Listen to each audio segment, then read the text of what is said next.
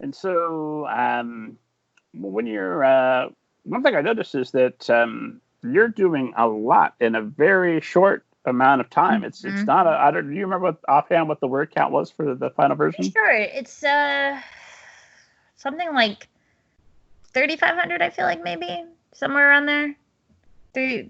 Around 3,000 to 3,500. I think. I'd have to look at my Word document, but I'm pretty sure it's somewhere in that arena. You don't walk around with the exact number memorized. No. I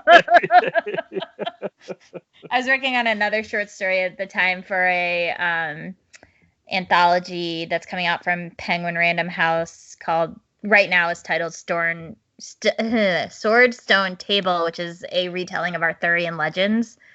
And so I'm going back and forth because that word count is like 10,000 words.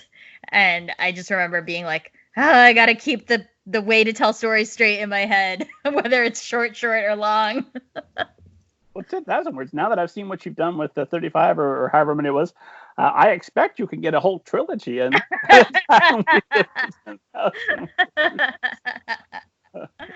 One thing I noticed you did, which made sense, is there's not a whole lot of physical description of anybody. Not an issue. Why are you reading this book if you don't know what the characters look like? Right?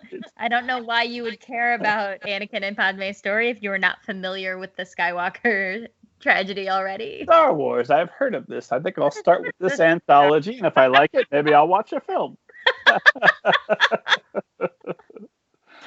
So you're saving space there, but you're also, the action is moving fast. So what tips do you have for consolidate? How many drafts did it take to do that, to get it down that tight?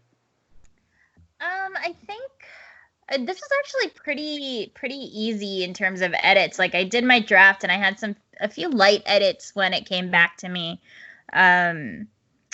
Writing action is not something I had done before, so that was kind of fun to learn. Like, I remember trying to write action when in my fanfic days, back when I was like, in high school and college, and I always felt like I don't know what I'm doing. And even here, I still felt a little bit like I don't know what I'm doing, but it was just trying to remember that you want the reader to feel the anxiety that Anakin is going through.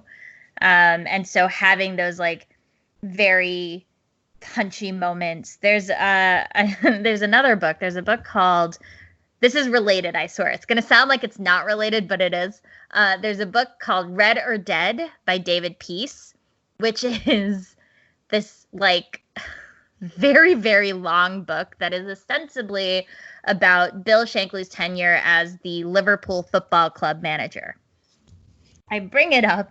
Oh, that makes sense because... Yeah. Oh, go ahead.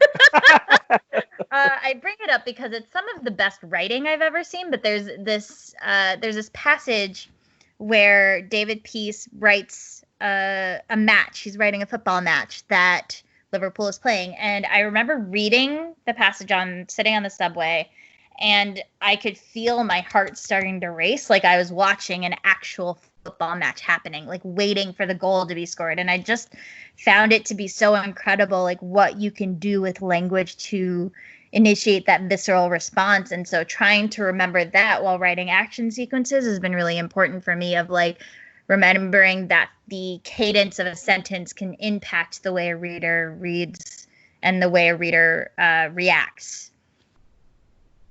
Gotcha. So can you think of some specific things you did to heighten the action as you were writing?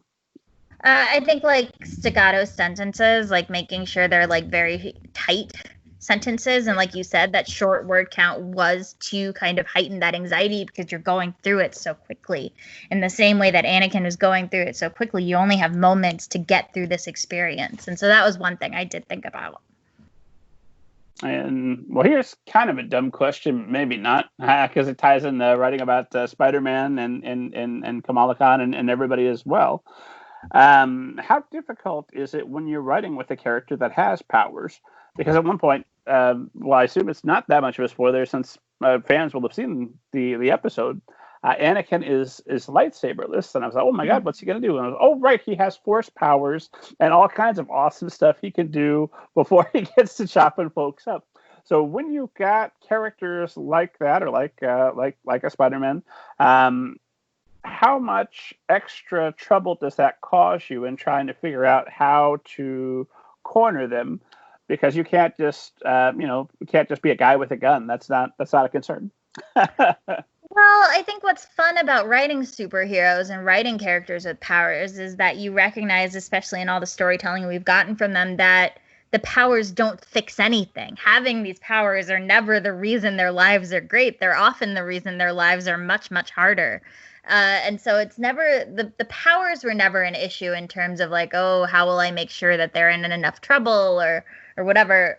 One thing that was sometimes difficult, with like Kamala Khan, was making sure the powers were consistent and that I was describing them and using them in a way that made sense for readers who had never read Kamala Khan before, but also for readers who were very familiar with her comics. So that was an interesting conundrum because so many different people writing a character, you always have to take into account that character's history, but how much of that history will be involved and how much do the rules matter when it's something like a middle grade novel that's for kids who might not be super familiar. That was more something that I came up against than necessarily the powers making it more difficult to write the actual story.